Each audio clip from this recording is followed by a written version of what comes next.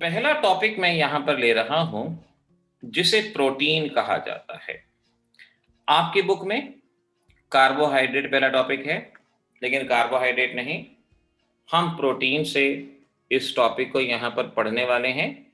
Protein protein की simple सी बात याद रखो, these are the polymers of, ये एक्चुअल डेफिनेशन नहीं है, ये मैं एक सिंपल सी बात पहले बता रहा हूं। Polymers of alpha amino acid.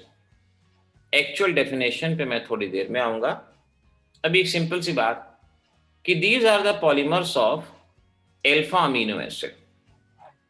पहले तो अमीनो एसिड और अल्फा अमीनो एसिड को जानो कि आखिर ये क्या होते हैं, पहले इसको पहचान लो। जैसे ये मेरे पास एक कंपाउंड है, इसे कार्बोक्सिलिक एसिड कहा जाता है। कार्बोक्सिलिक एसिड, इस कार्बोक्सिलिक एसिड में अगर मैं NH2 ग्रुप लगा देता हूं तो इसे अमीनो एसिड कहा जाता है। अमीनो ग्रुप और एसिड ग्रुप, अमीनो एसिड कहा जाता है। फंक्शनल ग्रुप से नेक्स्ट कार्बन को अल्फा कहते हैं। तो अगर कार्बोक्सिलिक एसिड में अल्फा पोजीशन पे NH2 होता है तो उसे अल्फा अमीनो एसिड कहा जाता है। और अल्फा अमीनो एसिड से बनने वाले पॉलीमर को हम प्रोटीन के नाम से पहचानते हैं, उसे प्रोटीन कहा जाता है। तो यहां पर एक तो ये अल्फा अमीनो एसिड याद रखना, और कुछ अमीनो एसिड के स्ट्रक्चर जरूर याद रखना। कुछ अमीनो एसिड के स्ट्रक्चर पहले जरा इसको देख लो। मनन, आपकी बात ठीक है। पहला अमीनो एसिड देखो, सबसे छोटा अमीनो एसिड, स्ट्रक्चर याद रहना चाहिए, ग्लाइसीन कहते हैं। GLY सिंबल, जैसा कि पिछले जेई के पेपर में आया था क्वेश्चन, वो भी इन्हीं के बेसिस पे था। दूसरा देखो, इस तरह से 3 कार्बन है और 3 कार्बन वाले इस कंपाउंड को एलानिन कहा जाता है, शॉर्ट में ALA, एलानिन। और ALA याद रखना। ऐसे ही ये NH2, मैं सारे याद करने को नहीं कह रहा जितने भी अमीनो एसिड हैं, लेकिन अगर हो सके तो शुरुआत के 7-8 अमीनो एसिड याद कर लो। बोर्ड के लिए तो 4-5 ही बहुत हैं। ये देखो यहाँ पर नंबर ऑफ कार्बन के हिसाब से उसको याद कर लो। वेलाइन कहते हैं, शॉर्ट में VAL, वेल, अदरवाइज वेलाइन के नाम से इसको पहचानते हैं। ऐसे ही ये NH2, CH, COH, CH2, CH and so on. और इस कंपाउंड को ल्यूसीन कहा जाता है, LEU, ल्यूसीन के नाम से इसको पहचानते हैं। ल्यूसीन, आइसोल्यूसीन, इस तरह से। अगर इस CH3 को यहां से उठा के हम ऊपर लगा दें तो आइसोल्यूसीन इस कंपाउंड को कहा जाता है। तो इस तरह से ये पहले 4-5 अमीनो एसिड के कम से कम स्ट्रक्चर आप यहां पर याद रखना, क्योंकि जब पेप्टाइड बनाएंगे तो कायरल कार्बन पूछते हैं। अच्छा, अगर यहीं पर बताना हो, जरा यहीं पर काउंट करके बताना, ये A है, ये B है, ये C है, ये D है, इनमें number of chiral carbon count करो। आपसे क्वेश्चन ये पूछा जा सकता है कि इनमें से कौन सा ऑप्टिकली एक्टिव है, तो ऑप्टिकली एक्टिव देखने के लिए कायरल कार्बन काउंट करने होंगे। तो कायरल कार्बन इनमें काउंट करो, देखो कितने हैं। क्या जवाब? 4 कंपाउंड हैं। ओके, चारों में बताओ। कायरल कार्बन वो जिस कार्बन से 4 अलग अलग ग्रुप कनेक्ट हो। 4 डिफरेंट कार्बन देखना है, उससे 4 डिफरेंट ग्रुप कनेक्ट होने चाहिए। पहले वाले में 0, पहले वाले में कोई भी नहीं। दूसरे वाले में ये जो कार्बन है, ये इसको जो मैं येलो मार्क करता हूं, ये कार्बन, इससे एक हाइड्रोजन कनेक्ट है, एक COH कनेक्ट है, एक NH2, हाँ अर्पित अब ठीक है, और एक CH3। 4 डिफरेंट ग्रुप कनेक्ट हैं, तो इसमें एक कायरल है। यहां पर ये कार्बन है, येलो मार्क करता हूं, जिससे 4 अलग अलग ग्रुप कनेक्ट हैं। श्रुति, C में दो नहीं है, ध्यान से देखो, C के अंदर ये जो येलो मार्क है सिर्फ यही है। इस कार्बन से तो ये दो सेम ग्रुप कनेक्ट हैं, जिस कार्बन से चारों ग्रुप अलग हो वही कायरल है। तो इसको ध्यान में रखो, सी में सिर्फ एक कायरल है, डी में ये कार्बन कायरल है सिर्फ ये वाला, इससे दो सेम हाइड्रोजन कनेक्ट हैं, ये कायरल नहीं है। और इस वाले कार्बन से दो मिथाइल ग्रुप सेम हैं, ये भी कायरल नहीं है। तो ध्यान रखो, ए में 0, बी में 1, सी में 1, डी में 1, ये यहां पर कायरल कहलाए जाएंगे। नंबर ऑफ कायरल कार्बन इस तरह से आपको काउंट करने हैं। अच्छा, अब बारी आती है types of alpha amino acid. Alpha amino acid आपके पास कितने तरह के हैं? देखो, अल्फा अमीनो एसिड 3 तरह के। एक है जिन्हें न्यूट्रल अल्फा अमीनो एसिड कहा जाता है, एक है जिन्हें एसिडिक अल्फा अमीनो एसिड कहा जाता है, और एक है जिन्हें बेसिक अल्फा अमीनो एसिड कहा जाता है। न्यूट्रल का मतलब क्या हुआ? जैसा कि अभी कुछ बच्चों ने बताया था, ये अल्फा अमीनो एसिड, इसमें जितना बेसिक कंटेंट है उतना ही एसिडिक कंटेंट है। एसिड और बेस सेम है, एक एसिड एक बेस, न्यूट्रल हो जाएगा। और अगर आपके पास कोई ऐसा अमीनो एसिड है जहां पे एसिडिक कंटेंट ज्यादा है, जैसे यहां पर आप देख सकते हैं एसिडिक कंटेंट ज्यादा है, तो आप इसको एसिडिक अल्फा अमीनो एसिड बोलेंगे। और अगर कहीं पे बेसिक कंटेंट ज्यादा है तो आप उसे बेसिक अमीनो एसिड कहेंगे। तो आप देख सकते हो सेकंड वाले में 2 कार्बोक्सिलिक एसिड ग्रुप आ गए और बेसिक वाले में 2 NH2 ग्रुप आ गए। तो इस तरह से हम समझ लेंगे जब नंबर ऑफ अमीनो और कार्बोक्सिलिक एसिड ग्रुप सेम होंगे तो वो न्यूट्रल है, और जब एसिडिक ग्रुप बेसिक से ज्यादा होंगे तो वो एसिडिक, और जब बेसिक एसिड से ज्यादा होंगे तो उसे बेसिक ग्रुप कहा जाएगा। इस पॉइंट को आपने समझ लिया। तो अब हम कह सकते हैं amphoteric nature. Amphoteric nature, alpha amino acid हैं 3 तरह के, लेकिन अगर मैं सिर्फ मोनो अल्फा अमीनो यानी एक अमीनो ग्रुप और एक कार्बोक्सिलिक एसिड इनकी बात करता हूं तो इन्हें एम्फोटेरिक कहेंगे। एम्फोटेरिक का मतलब एसिडिक भी और बेसिक भी एम्फोटेरिक कहा जाएगा। एसिड अपने प्रोटॉन का लॉस करेगा और बेस इसके प्रोटॉन को गेन करेगा, और इस तरह से हम कह सकते हैं कि हमारे पास एक ऐसी स्पीसीज यहां पर बनेगी। इस तरह से ये स्पीसीज हमारे पास बनती है। याद है ना इस स्पीसीज को क्या कहते हैं? प्रोटॉन गेन किया बेस ने, ये स्पीसीज बनी, इसे हम ज्वीटर आयन के नाम से पहचानते हैं, ज्वीटर आयन कहा जाता है। तो ज्वीटर आयन लेफ्ट वाला नहीं, ज्वीटर आयन राइट वाला। और ज्वीटर आयन की डेफिनेशन एक बार पहले भी डिस्कस की थी। Dipolar species having both acidic as well as basic group.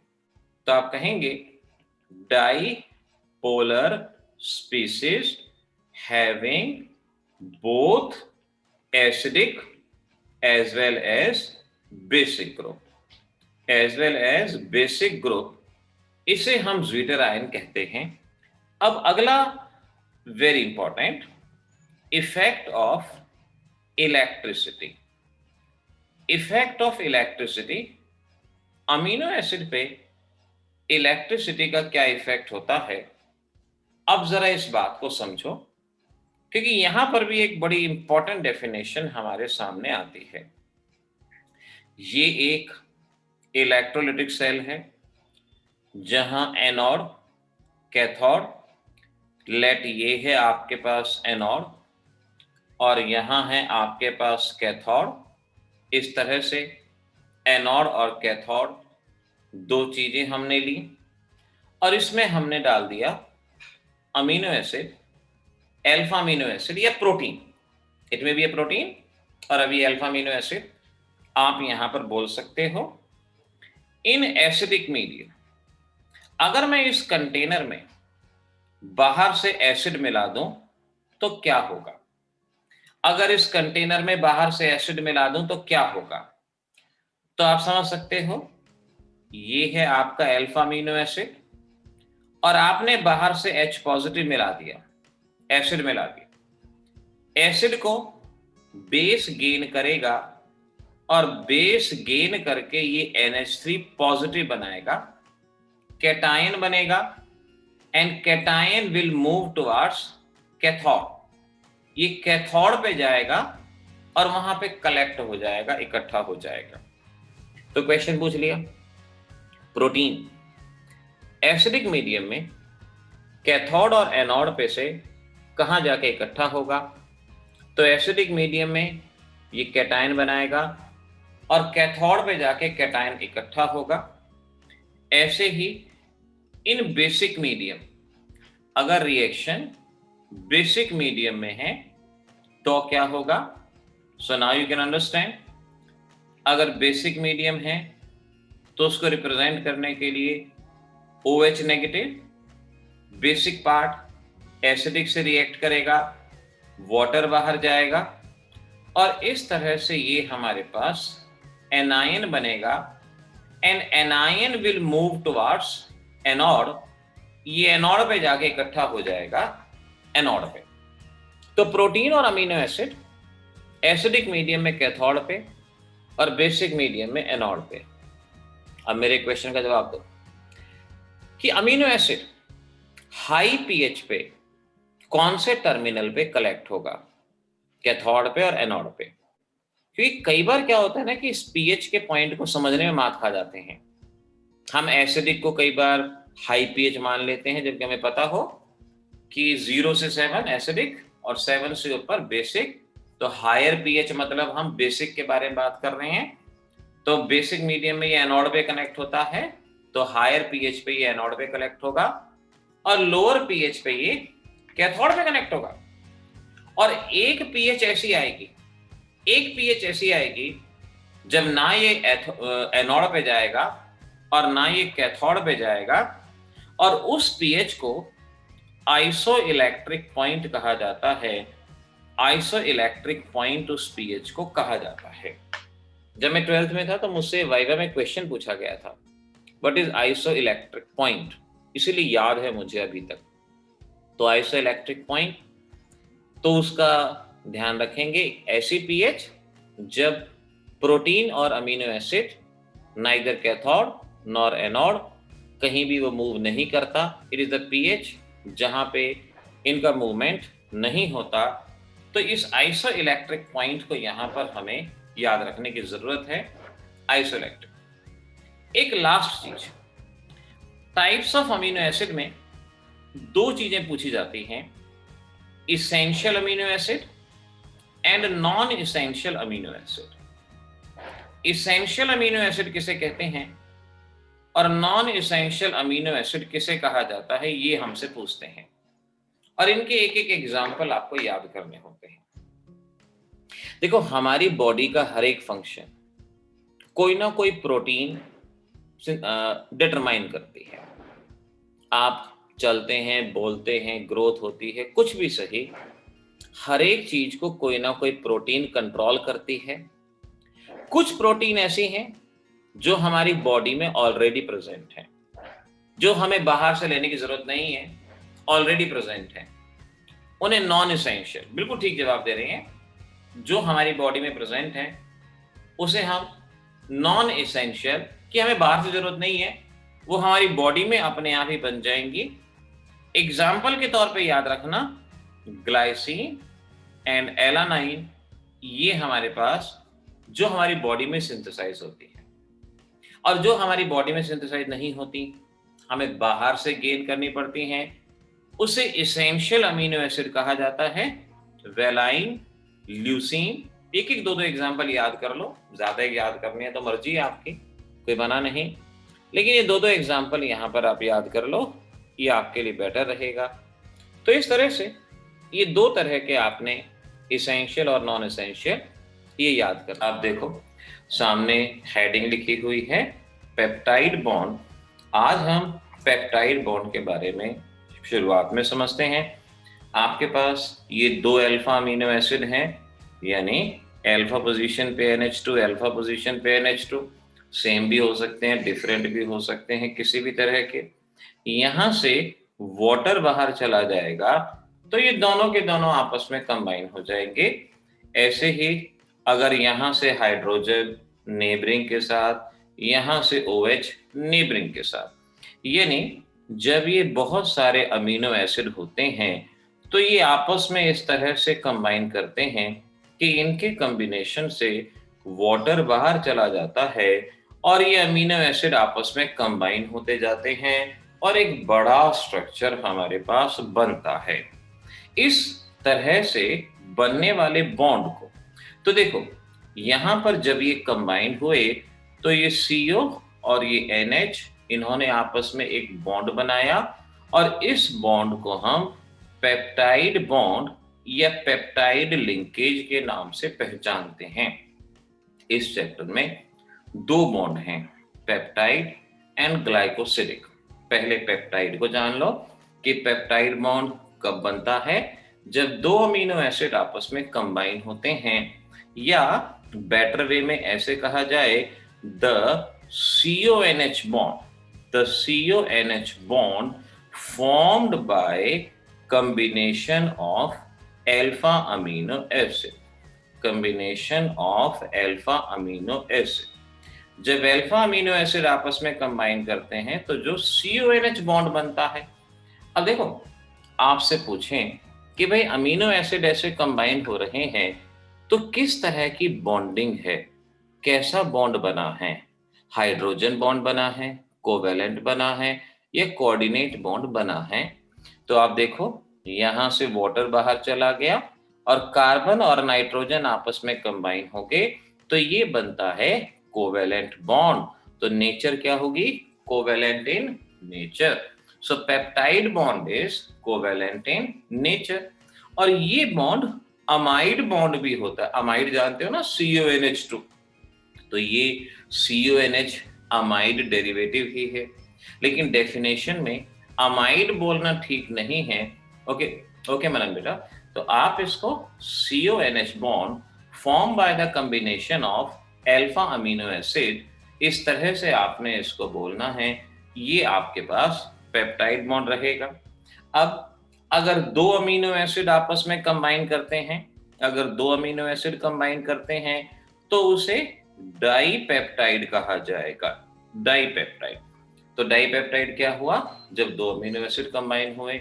जब तीन अमीनो एसिड कंबाइन हुए ट्राइपेप्टाइड, टेट्रापेप्टाइड। तो यहां से ये डाइपेप्टाइड शब्द याद रखा, दो अमीनो एसिड।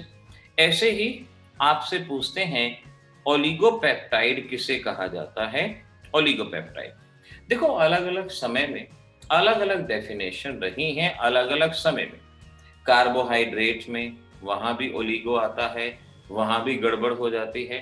तो कहीं 2 to 10, कहीं 2 to 20।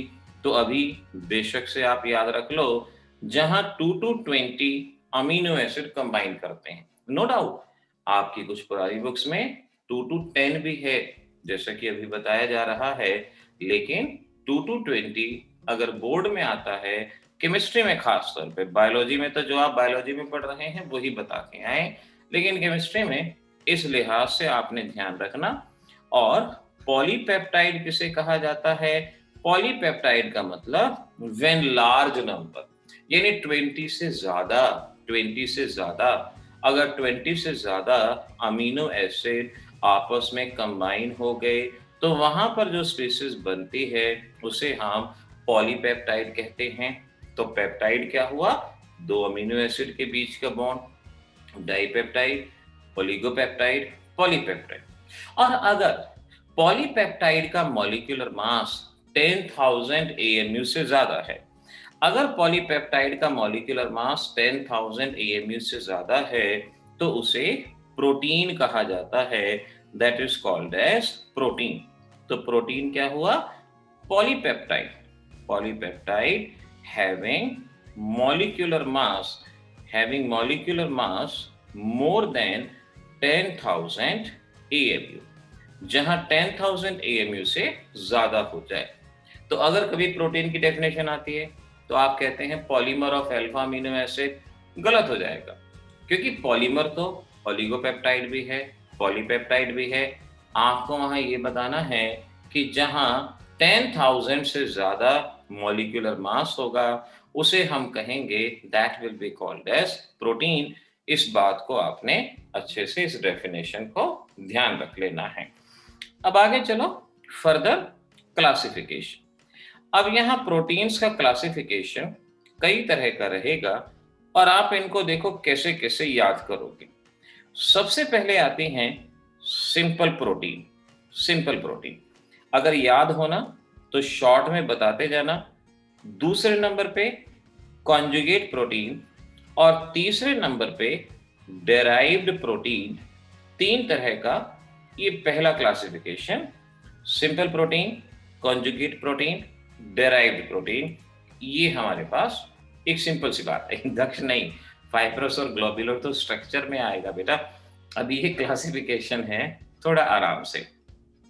सिंपल प्रोटीन का मतलब ऐसी प्रोटीन जो सिर्फ और सिर्फ अमीनो एसिड से मिलके बनी है, यानी उसमें और कोई अलग से कंपाउंड नहीं है, सिर्फ अमीनो एसिड है। So we can say consist of only amino acid, pure amino acid, कुछ और नहीं होता, ना ही कोई मेटल होता है, विटामिन होता है, कुछ भी नहीं, सिर्फ और सिर्फ प्योर अमीनो एसिड जहां होते हैं उसे सिंपल प्रोटीन के नाम से पहचाना जाता है। और कॉन्जुगेट प्रोटीन क्या होते हैं? इसमें अमीनो एसिड भी होते हैं और कुछ नॉन प्रोटीनियस पार्ट भी होते हैं। अमीनो एसिड भी और कुछ नॉन प्रोटीनियस पार्ट भी। मनन ने ठीक बताया, अमीनो एसिड भी और कुछ नॉन प्रोटीनियस पार्ट भी। और इस नॉन प्रोटीनियस पार्ट को प्रोस्थेटिक ग्रुप के नाम से हम पहचानते हैं। इसे प्रोस्थेटिक ग्रुप के नाम से जाना जाएगा। इस पॉइंट को याद रखना, प्रोस्थेटिक ग्रुप। एंजाइम्स वगैरह में, सरफेस केमिस्ट्री में आपने इसके बारे में पढ़ा है। तो जो सिर्फ और सिर्फ अमीनो एसिड है वो है सिंपल प्रोटीन, और जहां अमीनो एसिड के साथ नॉन प्रोटीनियस। अब देखो, नॉन प्रोटीनियस पार्ट का मतलब क्या होगा?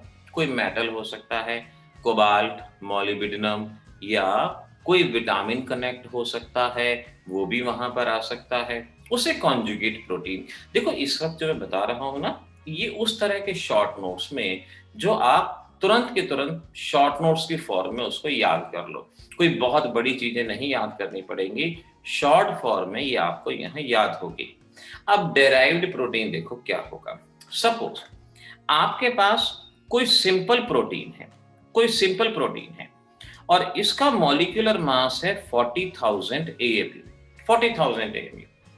अब प्रोटीन कब बनती है? जब 10,000 AMU से ज्यादा मॉलिक्यूलर मास होता है। आपने इस प्रोटीन की हाइड्रोलिसिस कर दी और आपने दो छोटे छोटे प्रोटीन बना दिए, दो छोटे छोटे प्रोटीन।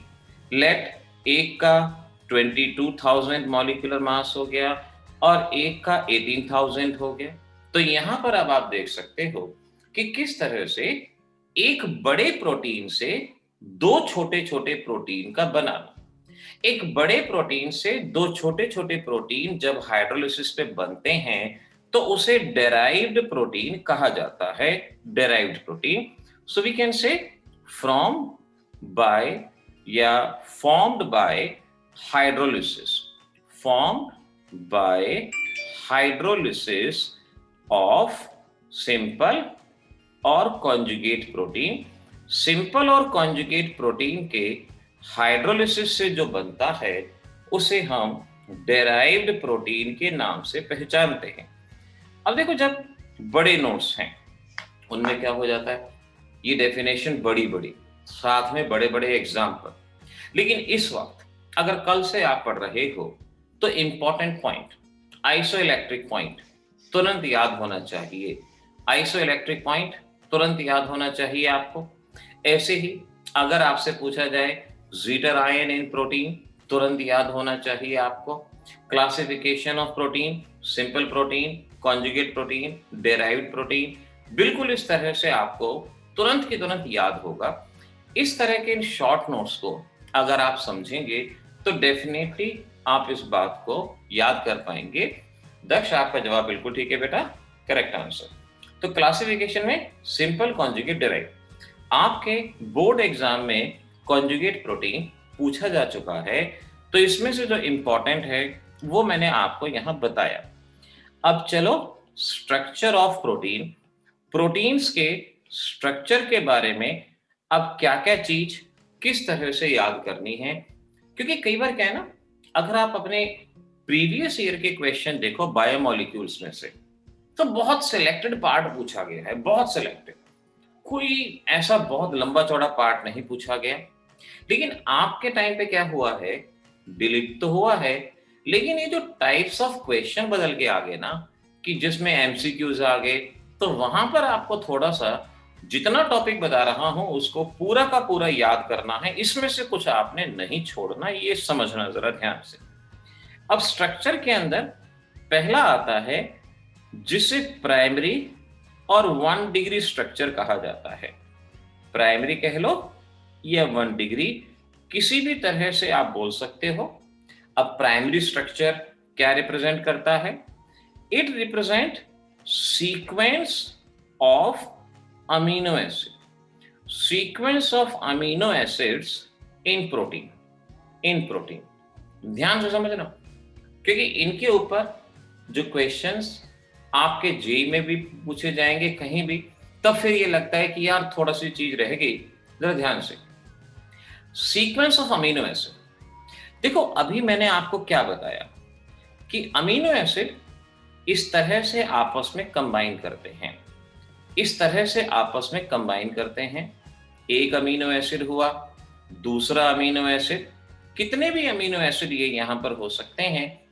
तो ये जिस सीक्वेंस में आपस में कंबाइन करते हैं, सीक्वेंस में, सीक्वेंस का मतलब पहले वेलाइन है, ग्लाइसिन है, ल्यूसीन है, आइसोल्यूसीन है, यानी जो कॉम्बिनेशन है। जैसे एक कॉम्बिनेशन ये हो गया, एक कॉम्बिनेशन ये हो सकता है कि वेलाइन के बाद ल्यूसीन हो, ग्लाइसिन हो, आइसोल्यूसीन हो, और एक कॉम्बिनेशन ये भी हो सकता है ग्लाइसिन हो, वेलाइन हो, आइसोल्यूसीन हो, ल्यूसीन हो। तो यहां पर अब इस बात को समझो कि ये अमीनो एसिड किस सीक्वेंस में कंबाइन होते हैं। ध्यान रखना, हमारी बॉडी के हर एक फंक्शन को कोई ना कोई प्रोटीन कंट्रोल करता है, और हमारी बॉडी में बहुत ज्यादा काम लगातार होते रहते हैं। जिस प्रोटीन में प्रॉब्लम आती है, उसी प्रोटीन की वजह से हमारी बॉडी में एबनॉर्मेलिटी आनी शुरू हो जाती है। जैसे नॉर्मल ब्लड, अब बायोलॉजी वाले बच्चे पढ़ते हैं, नॉर्मल ब्लड के लिए एक सीक्वेंस होता है अमीनो एसिड का। अगर उसमें बदलाव आ जाए तो सीकल सेल एनीमिया बनना शुरू हो जाता है, सीकल सेल एनीमिया वहां पर कॉज होता है। तो इस तरह से क्या है कि जो भी अमीनो एसिड का सीक्वेंस है, ये एक पर्टिकुलर प्रोटीन को, एक पर्टिकुलर कैरेक्टर को कंट्रोल करने के काम आता है। तो इस वजह से हम कहेंगे कि प्राइमरी स्ट्रक्चर प्रोटीन की प्रॉपर्टीज को कंट्रोल करता है। आपने ध्यान रखना है, it affect the properties of protein, properties of protein, इस बात को ध्यान रखना। तो ये क्वेश्चन आएगा कि प्रोटीन की प्रॉपर्टीज या प्रोटीन का कैरेक्टरिस्टिक कौन से स्ट्रक्चर की वजह से होता है? Primary structure. इस पॉइंट को याद रखना। अब देखो इसमें अगला क्वेश्चन ये आएगा कि भाई ये बताओ, प्राइमरी स्ट्रक्चर में फोर्स ऑफ अट्रैक्शन कौन सा है? जल्दी जवाब दो। आप बच्चों के सामने ये प्राइमरी स्ट्रक्चर है। मैंने क्वेश्चन पूछा, what is the nature of force of attraction in primary structure. जैसे आज अभी दक्ष ने पूछा था कि सेकेंडरी के बारे में बताओ, सेकेंडरी में कौन सा फोर्स ऑफ अट्रैक्शन है। ऐसे यहां मैं पूछ रहा हूं प्राइमरी। सोलोनी का जवाब बिल्कुल सही है, पलक आपका जवाब थोड़ा सा गड़बड़ है, दक्ष का जवाब बिल्कुल ठीक है। आप पलक जरा सोचो, ये क्या होता है कि अमीनो एसिड आपस में कंबाइन होते हैं, और जब अमीनो एसिड आपस में कंबाइन होते हैं, जैसा कि ऊपर देख सकते हो, तो कौन सा बॉन्ड बनता है? कोवेलेंट। अभी मैंने ऊपर बताया था आपको, ध्यान से देखो, इसकी नेचर क्या थी? Covalent. So we must say कि ये यहाँ पर कोवेलेंट बॉन्ड बनता है। Covalent bond is responsible for primary structure, ये बात याद रखना। तो प्राइमरी स्ट्रक्चर के बारे में 3 बातें होगी। सीक्वेंस को रिप्रेजेंट करता है, प्रॉपर्टीज को रिप्रेजेंट करता है, और नेचर हो गया यहाँ पे कोवेलेंट बॉन्ड। एग्जाम में प्राइमरी स्ट्रक्चर आए, यही लाइन लिखाओ, ये रिएक्शन लिखाओ, 3-4 ये एग्जाम्पल लिखाओ, बहुत है, इतने में आपकी बात बन जाएगी। फिर आता है हमारे पास सेकेंडरी स्ट्रक्चर। सेकेंडरी 2 डिग्री शब्द लिखा जा सकता है।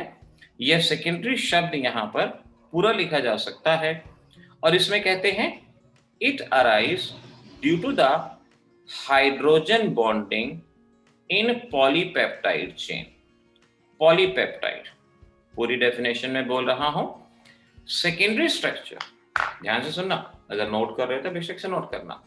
Secondary structure arise due to the hydrogen bonding in the polypeptide chain. Polypeptide chain, अभी क्या हुआ था? अमीनो एसिड ने आपस में कंबाइन किया, करते गए और एक पॉलीपेप्टाइड चेन बन गई। पॉलीपेप्टाइड चेन बन गई। अब इस पॉलीपेप्टाइड चेन में बहुत सारे ग्रुप हैं, कहीं NH2 है, कहीं COH है, इनके अलावा OH भी हो सकता है, सल्फर भी हो सकता है, और भी कई तरह के ग्रुपिंग हो सकते हैं। अब ये जो पॉलीपेप्टाइड चेन बनती है ना, इसमें फोर्स ऑफ अट्रैक्शन डेवलप होते हैं, इसमें हाइड्रोजन बॉन्ड बनता है, और उस हाइड्रोजन बॉन्ड की वजह से जो स्ट्रक्चर बनता है उसे हम सेकेंडरी स्ट्रक्चर कहते हैं।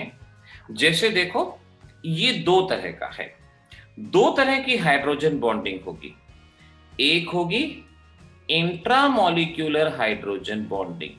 2 तरह की हाइड्रोजन बॉन्डिंग आप जानते हो, इंट्रामॉलिक्यूलर, और एक होती है इंटरमॉलिक्यूलर हाइड्रोजन बॉन्डिंग।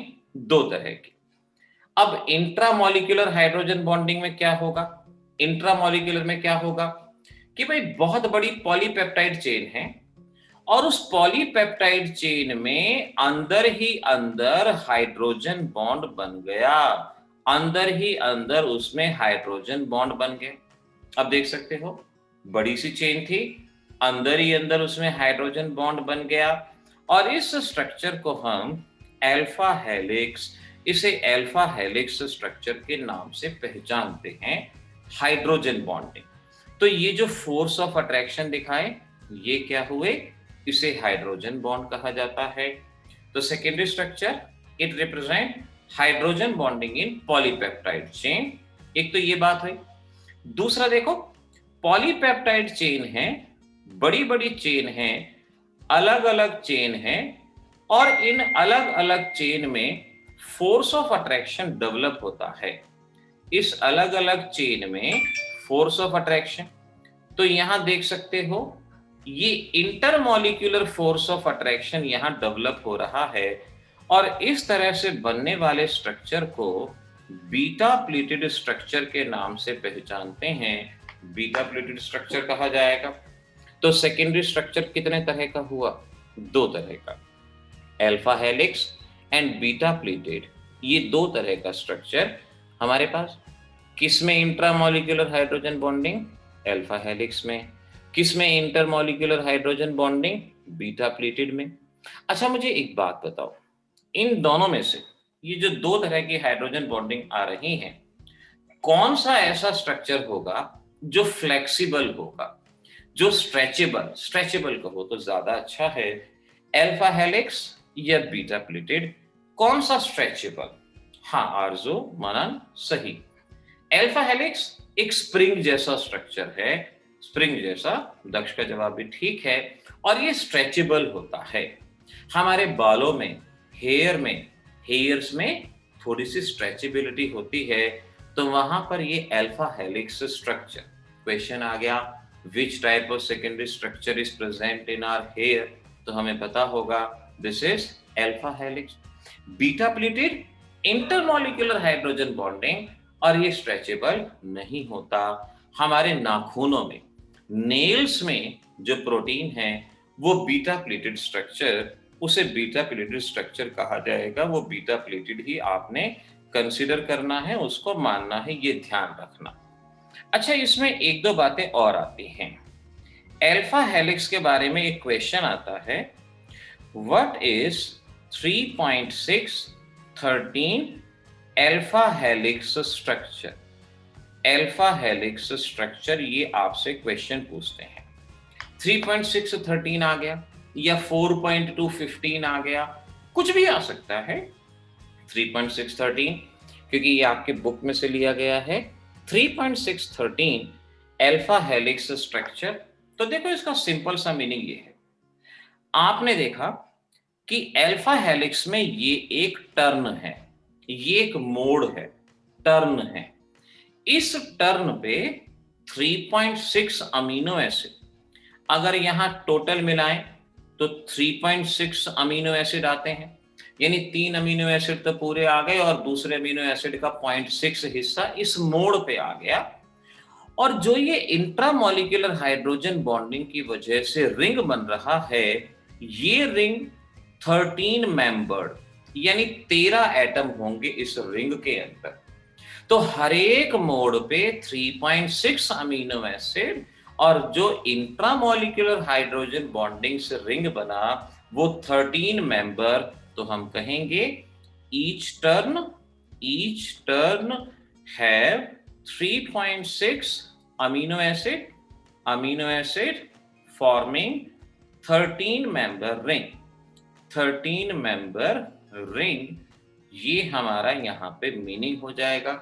शॉर्ट में जवाब दोगे, अगर मैं कहता 4.2 16 अमीनो एसिड, तो अब आप समझ सकते हो each turn possess 4.2 amino acid and 16 membered ring वहां पर बन रहा है। तो एक तो आपका ये इंपॉर्टेंट क्वेश्चन, ये आपको यहां से याद रखने की जरूरत होगी, इसको समझिएगा, इसको याद रखिएगा। अच्छा, दूसरा आपसे पूछते हैं, इनमें फोर्स ऑफ अट्रैक्शन कौन कौन से हैं? सेकेंडरी स्ट्रक्चर में फोर्स ऑफ अट्रैक्शन कौन से हैं, या अल्फा हेलिक्स में फोर्स ऑफ अट्रैक्शन कौन से हैं, या बीटा प्लेटेड में फोर्स ऑफ अट्रैक्शन कौन से हैं, ये आपसे पूछा जाता है। अब गलती क्या हो जाती है, क्योंकि डेफिनेशन में तो हम ये पढ़ के आए हैं कि it is formed by the hydrogen bonding, तो बच्चे के दिमाग में ये बनता है कि भाई इसमें हाइड्रोजन बॉन्डिंग। अब देखो, मैं यहीं पर लिखता हूं, एक तरफ ये अल्फा हेलिक्स और एक तरफ ये बीटा प्लेटेड, इनके बीच के फोर्स ऑफ अट्रैक्शन यहीं पे याद कर लेते हैं कि कौन कौन से हैं फोर्स ऑफ अट्रैक्शन, जो आपको याद कर रहे हैं। हाँ दक्ष जी, जवाब ठीक है आपका, बिल्कुल ठीक है। तो देखो, एक तो है force of attraction hydrogen bond, तो अल्फा हेलिक्स में लिखेंगे इंट्रामॉलिक्यूलर हाइड्रोजन बॉन्ड, और बीटा प्लेटेड में आएगा इंटरमॉलिक्यूलर हाइड्रोजन बॉन्ड। तो पहला तो आपने ये लिख देना है कि भाई first type of force of attraction ये होगा। दूसरा क्या होता है, प्रोटीन में कई बार सल्फर भी होती है, जैसे देखो मैं बीटा प्लेटेड वाले बता रहा हूं, सल्फर, तो इनमें एक चेन की सल्फर दूसरे चेन की सल्फर से, यह स्पाइरल जो स्ट्रक्चर बनता है वहां सल्फर और सल्फर, इसे डाइसल्फाइड लिंकेज कहा जाता है।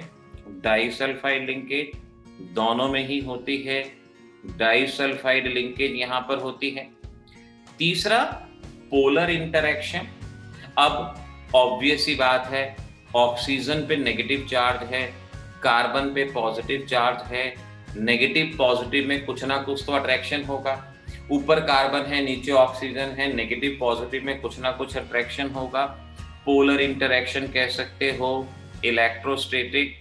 अब जैसे दक्ष ने लिखा है इलेक्ट्रोस्टैटिक, तो वो भी कह सकते हैं आप। अदरवाइज बेटर रहे आप इसे डाइपोल इंटरेक्शन, डाइपोल, और सामने भी डाइपोल इंटरेक्शन, ये आप यहाँ पे बोलोगे। ये प्रेजेंट होता है। और एक लास्ट, एक ऐसा फोर्स ऑफ अट्रैक्शन जो यूनिवर्सल है, जो हमारे नेचर में हर चीज में, बिल्कुल आरजू मैं उसी पॉइंट पे आ रहा हूं, इसे वंडरवॉल फोर्स कहते हैं। यहां लास्ट है वंडरवॉल फोर्स, जो कि हर जगह पे प्रेजेंट होता है और यहां भी होता है। तो क्वेश्चन आया कि भाई प्राइमरी स्ट्रक्चर का फोर्स ऑफ अट्रैक्शन, तो जवाब हुआ covalent bond. Secondary bond structure के फोर्स ऑफ अट्रैक्शन 4 लिखोगे। अगर अल्फा हेलिक्स है तो इंट्रामोलिक्यूलर, बीटा प्लेटेड है तो इंटर, और अगर उन्होंने अल्फा और बीटा को अलग अलग से नहीं पूछा तो सिंपल लिखोगे number 1 hydrogen bond, number 2 disulphide, number 3 dipolar dipole, और number 4 van der Waals force of attraction. ये बात वहां पर कह पाओगे। तो देखो, इसको एक इमेजिनेशन में लो। इमेजिनेशन में याद करोगे ना तो ज्यादा रटना नहीं पड़ेगा। पहले क्या हुआ, एक अल्फा अमीनो एसिड, फिर क्या हुआ, दूसरा अल्फा अमीनो एसिड, कंबाइन हुए, क्या बना, peptide bond. Peptide peptide peptide combine होते गए, क्या बना, पॉलीपेप्टाइड। कितना बड़ा हो जाए पॉलीपेप्टाइड, जो प्रोटीन 10,000 AMU का मॉलिक्यूलर मास, उससे ज्यादा, तो वो प्रोटीन साथ के साथ याद हो जाएगा। फिर primary structure, primary structure sequence of amino acid, amino amino amino amino आपस में कंबाइन हो गए, प्राइमरी स्ट्रक्चर। बड़ी पॉलीपेप्टाइड चेन में किस तरह के हाइड्रोजन बॉन्ड आते हैं, secondary structure, alpha helix, beta plated, alpha helix intramolecular, beta pleated intermolecular, और ये 4 तरह के फोर्स। ये अभी के अभी याद हो जाएगा, बाद के लिए छोड़ने की जरूरत ही नहीं होगी, अभी के भी याद हो जाएगा। तो एक अल्फा हेलिक्स हो गया और दूसरा आपका बीटा प्लेटेड। अब देखो, अगला है टर्शरी स्ट्रक्चर। टर्शरी स्ट्रक्चर, और टर्शरी स्ट्रक्चर का मतलब क्या होता है, ओवरऑल, ओवरऑल हम कहें overall folding of polypeptide chain, overall folding of polypeptide chain, ये कहा गया overall folding of polypeptide chain. यानी अब मैंने क्या करा था आपको कि अमीनो एसिड कंबाइन हुए, पॉलीपेप्टाइड चेन बनी। इस पॉलीपेप्टाइड चेन में 2 अट्रैक्शन, या तो इसमें होगा इंट्रामोलिक्यूलर, ये स्पाइरल हो जाएगा कॉइल की फॉर्म में, जिसे अल्फा हेलिक्स कहेंगे, या ऐसी बहुत सारी चेन आपस में एक दूसरे के ऊपर आ जाएंगी, जिसे बीटा प्लेटेड। ये तो एक पॉलीपेप्टाइड चेन में चल रहा है। नाउ अब ये पॉलीपेप्टाइड चेन और ऐसी बहुत सारी चेन किस तरह से पैक्ड होती हैं, किस तरह से उनको इकट्ठा रखा जाता है, इसे हम टर्शरी स्ट्रक्चर के नाम से पहचानते हैं। जैसे धागे जोड़ते हैं और बहुत सारे छोटे छोटे छोटे छोटे धागे जोड़ के एक बड़ा धागा बना दिया जाता है, रस्सी बना दी जाती है। अब उस रस्सी को आप किस तरह से फोल्ड करते हो, अगर आपने कभी चारपाई बनाने वाले को देखा होगा ना, तो वो रस्सी को 2 तरह से फोल्ड करता है।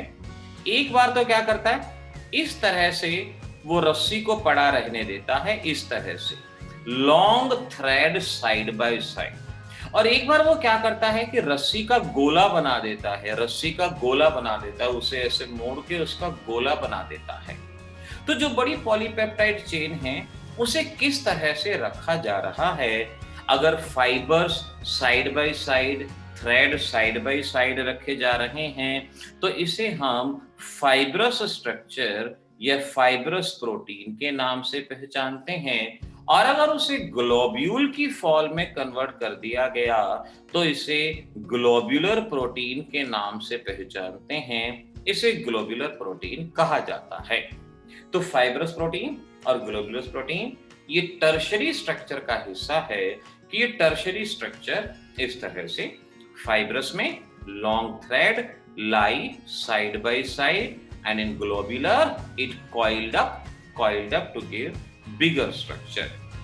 अब यहां पर भी पूछते हैं कि इनमें कौन कौन से फोर्सेस ऑफ अट्रैक्शन होंगे, कौन कौन से फोर्सेस, आप वही फोर्सेस बताएंगे जो आपने ऊपर बताए। हाइड्रोजन बॉन्ड भी होगा इसके अंदर, डाइसल्फाइड लिंकेज भी होगी कहीं कहीं, जैसे यहाँ ये डाइसल्फाइड लिंकेज आ गई, इधर आ गई, अलग अलग आ गई, dipolar interaction, van der Waals forces of attraction, ये सब तरह का अट्रैक्शन यहाँ पर आएगा, ये अट्रैक्शन यहाँ पर ध्यान रखना। अच्छा, बायोलॉजी वाले बच्चे बताओ, इनमें से कौन सी प्रोटीन या कौन सा स्ट्रक्चर हीट और पीएच से या पीएच से अफेक्टेड होता है, फाइब्रस या ग्लोबुलर?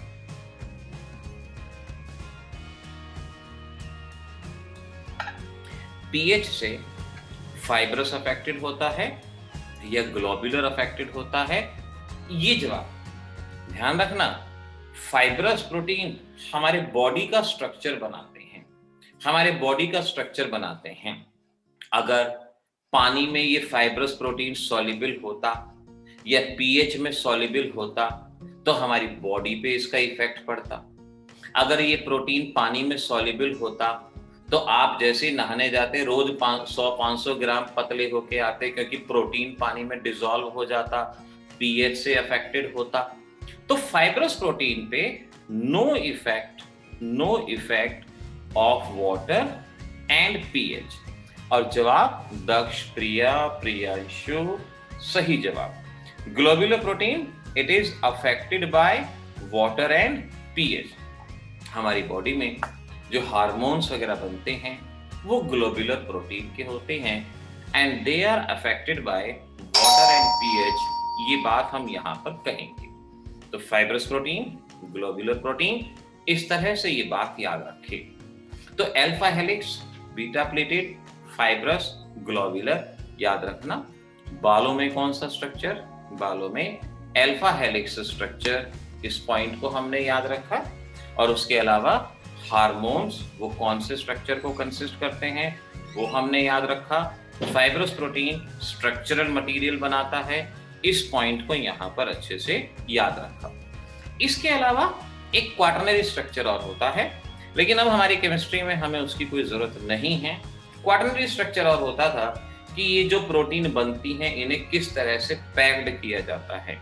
बायोलॉजी में पता नहीं ये भी है या नहीं, लेकिन केमिस्ट्री में अब ये नहीं है और हमें उसको करने की जरूरत भी नहीं है।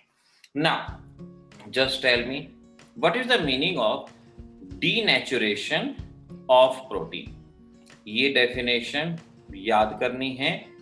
डीनेचुरेशन ऑफ प्रोटीन, अगर किसी बच्चे को याद हो बताओ, फिर हम बताएंगे, क्योंकि आज प्रोटीन को फिनिश करेंगे और कल न्यूक्लिक एसिड को, उनके बारे में जानेंगे। तो अगर आपसे कहा डीनेचुरेशन ऑफ प्रोटीन, इसका मीनिंग क्या है? एंजाइम्स भी प्रोटीन होते हैं। एंजाइम्स का काम है रिएक्शंस को कैटालाइज करना। सलोनी थोड़ा सा और इजी वे बताओ, तो इतना टेक्निकल मत जाओ। डीनेचुरेशन ऑफ प्रोटीन, हाँ ये आरजू, ये पूरा केमिकल चेंज हो गया, ठीक है। मनन का जो जवाब है, मनन का जवाब पहले ये लिखा जाएगा, फिर आरजू ने जो लिखा है, दक्ष ने जो बताया है, मतलब ये इन तीनों चारों बच्चों के जवाब का कॉम्बिनेशन बनेगा। देखो पहले क्या लिखोगे? Loss in biological activity of protein due to heating और by if change in pH. ध्यान रखना, लॉस इन बायोलॉजिकल एक्टिविटी। देखो डी नेचर मीनिंग समझो, अपनी नेचर को बदल देना। प्रोटीन है, एंजाइम है, रिएक्शन को कैटालाइज कर रहा है। आपने टेम्परेचर चेंज कर दिया, टेम्परेचर लो कर दिया, आपने पीएच को बदल दिया, तो उसने अपनी प्रॉपर्टी का लॉस कर दिया, अपनी प्रॉपर्टी खत्म कर दी। अब एंजाइम्स देखो लगातार रिएक्शन करते हैं, लेकिन एंजाइम को हमें स्टोर भी तो करना पड़ता है ना। और जब एंजाइम को स्टोर करेंगे तो हम क्या चाहेंगे कि एंजाइम अपनी बायोलॉजिकल एक्टिविटी ना करे, शांत पड़ा रहे। तो हम लो टेम्परेचर कर देते हैं और उस लो टेम्परेचर पे एंजाइम अपनी एक्टिविटी का लॉस कर देता है। इसे डीनेचुरेशन कहा जाता है।